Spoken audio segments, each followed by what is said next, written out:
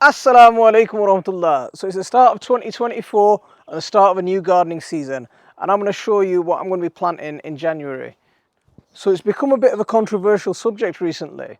I've seen quite a few people complaining about those people like me who post about seeds planting in January. Now, I don't think it's controversial at all. There's lots of seeds you can plant this month, and there's lots of seeds that you actually have to plant this month if you want to get a decent harvest. And I'm going to show you the seeds that I like to plant in January so I can get good harvests. Now, admittedly, for some seeds, you are going to need some protective areas to plant your seeds in. Some seeds you're going to need a greenhouse, some seeds you're going to need indoor space, you might need some additional equipment, but some seeds will be absolutely fine outside if you've got nothing else. So this greenhouse hasn't been touched all winter. We need to give it a good clean. I'm not going to get around to cleaning it today, but if I just clean this main area here, it gives me a space to work with. So let's get rid of everything from that area there and make some space for us to work with, and then we can get cracking. What are you guys doing? Every time. Little trouble causers. You can accumulate a massive amount of rubbish over the course of the year, and it's important to give everything a little bit of a clean up before you start, just so you've got a nice fresh place to work from. I know not everyone likes spider webs, but I've got spider webs under there. I'm not going to damage those because they'll actually come in handy over the course of the season because they'll be eating a lot of pests and stuff. So try and leave those as much as you can. There we go. Look at the state of this greenhouse. We've got algae growing everywhere. That's going to reduce the amount of light that's coming in. And what I'm going to do in a few days, I'm going to wait for this cold snap to get over. I'm going to give the whole greenhouse a good scrub and make sure it's spotless and nice and clean and all the algae's off, so I can let the maximum amount of light to come into here, because that'll help keep it warm and it'll help any plants that are growing photosynthesize a lot better. So these mushroom containers, they're recycled. These are one of the best things that you can use for planting seeds in, and especially the seeds that I'm going to be sowing now. Now outside my front door, I've got this already prepared. Now before I even started thinking about the seeds that I'm going to plant, I got my compost ready, and I've kept this just outside my front door because you'll see why very shortly. Now this is just a mix of used compost, fresh compost harvested from my compost piles,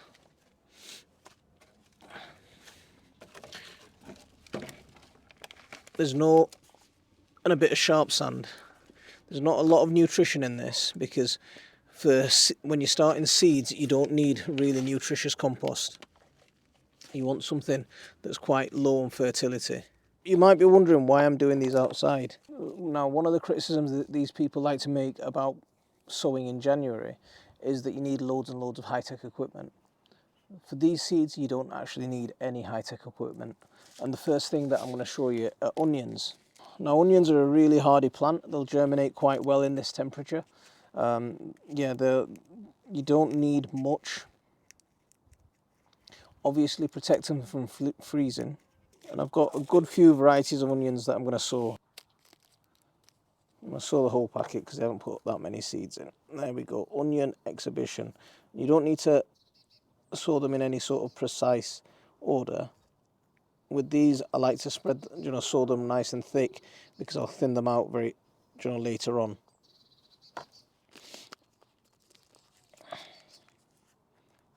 Use the packet as the guide.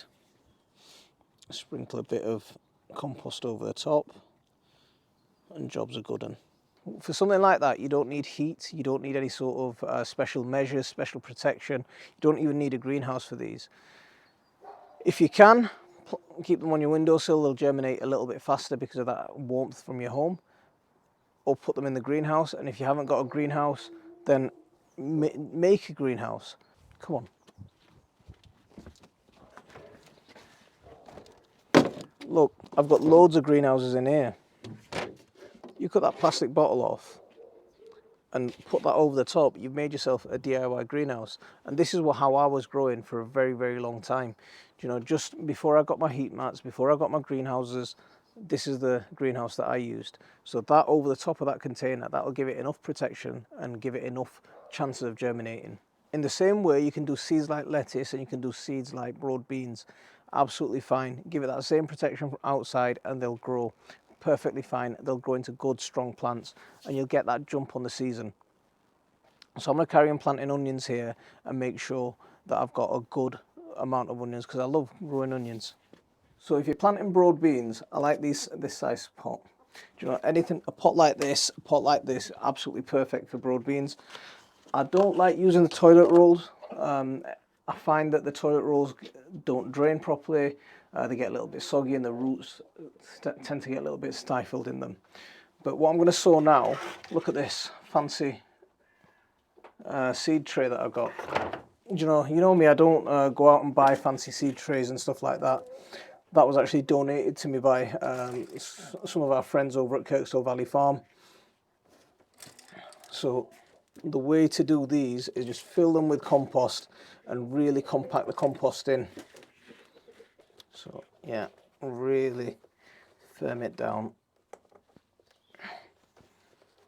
And the good thing about these is they're bottomless, so you don't have to worry about pushing the plant out. You just pop your finger in the bottom and it just pops out, instead of trying to wrestle with the old, the old style ones that you,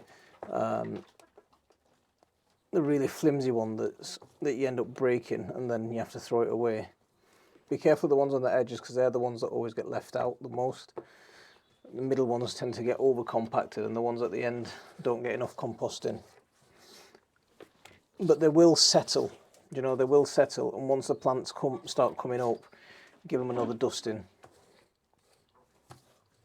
So the seed that I'm going to go for in here is I'm going to go for lettuce, and you don't have to be really precise, so I'm just going to go for maybe a couple of seeds per cell. Now someone asked me about old seeds on one of my live streams the other night, and these lettuce seeds, these are actually a few years old, so they're not, you can't even see the label anymore. I know the lettuce just from the type of seeds they are, or from the shape of the seeds, but I couldn't tell you what variety they are. But most lettuce varieties will be fine. There's some varieties that's particularly suited for cold climates, so things like winter density. Some say it's not good to sow them in the cold climate, but I think they're fine. Most lettuce will be okay. And then I'll give them a dusting of compost over the top. Now, things like lettuce actually prefer to be planted quite shallow because they do well from light to help them germinate and pop up. So the first 3 rows were lettuce, and there we go. A little bit of compost over the top, not too much. What I'll do with the next 3 rows, I'm not going to keep boring you with the way I'm sowing the seeds.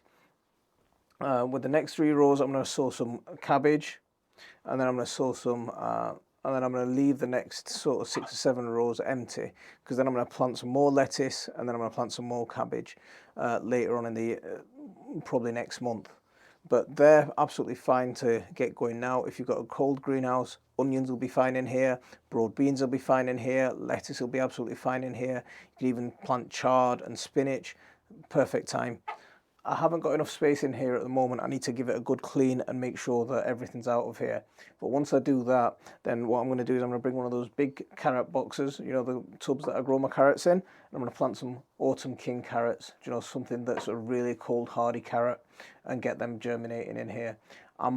For the carrots, I might just wait for the cold snap to get over, because we're expected some minus temperatures over the next couple of weeks. So I might just wait for that to be over, and when the temperatures start to pick up, then I'll get them in, because a little bit of warmth will help them germinate a little bit easier. They're things that you can plant right now without any equipment. You can pretty much, anyone can plant them in any climate. You can plant them in a greenhouse. You can even plant them outside. But now we're going to get into the techie stuff and the stuff that I like a little bit more. Now you're going to see why I've got a pot of compost right outside my front door. So because we're doing a lot of seed planting inside, it makes it really convenient just to have the compost right here, so you can pop out, fill your tub, and then head back in. Because we're doing a lot of sowing inside at the moment, it's still cold outside.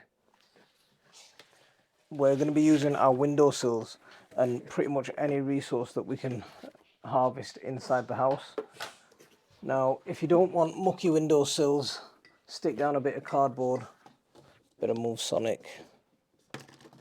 Stick down a bit of cardboard. So those onions that I planted, I brought those inside because I want germination faster. Now, like I said, you can keep them outside with the conditions that I said, or you can keep them in the greenhouse with giving them the protection that you need. Now, they won't need a heat mat because onions don't need a high temperature to germinate. The warmth of the room will be perfect for them to get them off to a good start. We are going to start getting a little bit more technical now. We're going to start getting out a few more bits of equipment. And this is equipment that I didn't used to have. I didn't buy my first propagator until a couple of years ago, and the heat mat was sent to me by Nitin. So yeah, up until a couple of years ago, I didn't even have this equipment, but I was still growing and I was still planting seeds at this time of year. So whenever you're using heat mats or anything like that, just make sure you're putting down a layer of cardboard just to protect your windowsills, especially if you're using mats like this, because the heating element runs right through it. You don't want that on plastic. Now, these seeds that I'm planting, these are actually, you must plant them now if you want a good harvest, especially if you're in the north of England. So your super hot chilies. So I grow a lot of Naga chilies, and alhamdulillah, I've found my savior. So one Naga I've found with its seed still in it. So my strain will still survive. We found that in a tub somewhere. That one will survive, and I'm going to plant yellow Naga. And if you don't know how I plant my Naga seeds or my chili seeds, I tend to soak them in tea. A lot of people have taken this idea on and they're really doing well with it. So make sure you go and check this video out up here. I'll leave a link to it. How I soak my chilies in seeds and how I grow my chilies in tea. So my mum's gone ahead and planted some chili seeds, and she's planted some aubergines. I'm going to go and get these on the heat mat, get the propagators set up. There we go. So remember, chilies need a soil temperature of about 20 degrees. Around 20 degrees will get them to germinate quite well. So even if you're planting in March, even if you're planting in April, getting that kind of soil temperature in the UK is very difficult. So you're always going to need some kind of assistance to heat up your soil so you can get your chilies and you can get especially your super hots off to a good start. Yeah, the other seeds I'm going to plant inside my house along with my chilies, I'm going to plant my aubergines. So if you haven't got a heated propagator to use, you can always use other things that you're going to have in your house. You can use your radiators, you can use your satellite TV box, you can use your combi boiler.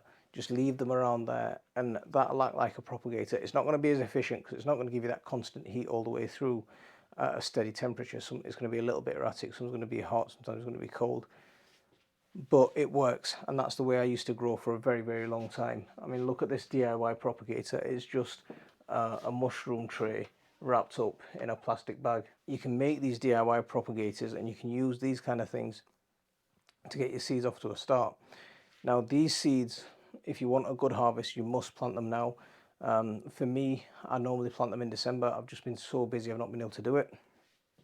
But I think we're coming on. So towards the end of January, if you're going for super hots and you want good harvests of super hots, towards the end of January, you're pretty much cut off limit. Once they're germinated, February is still quite short days, March is still quite short days, so you're going to need lights. You're going to need some kind of artificial lighting to get these plants up and going. By the end of January, these will have germinated. All of February, they're under the lights. First couple of weeks of March, they're under the lights. And towards the end of March, we can start bringing them out onto the windowsill.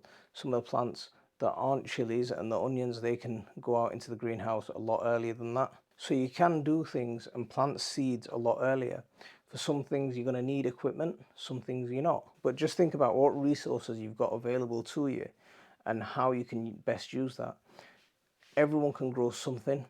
You might not be able to grow the super hots. It takes a little bit of practice, it takes a little bit of effort to get them right. It took me a long time to get them right. But you might be able to grow broad beans and onions really easily. So there's always something you can have a go at. So I don't know why it becomes controversial to plant seeds in January. This is what I find works for me really well. Now, if you're taking benefit from it and it's helping you, fantastic. If you want to wait a couple of weeks, that's brilliant as well. Yeah, you don't have to do everything the way I do it. These are my tips. So I hope you've enjoyed what you've seen. Thanks for watching. Don't forget to hit that like and subscribe for regular updates. And I'll see you on the next one. Assalamu alaikum wa rahmatullah.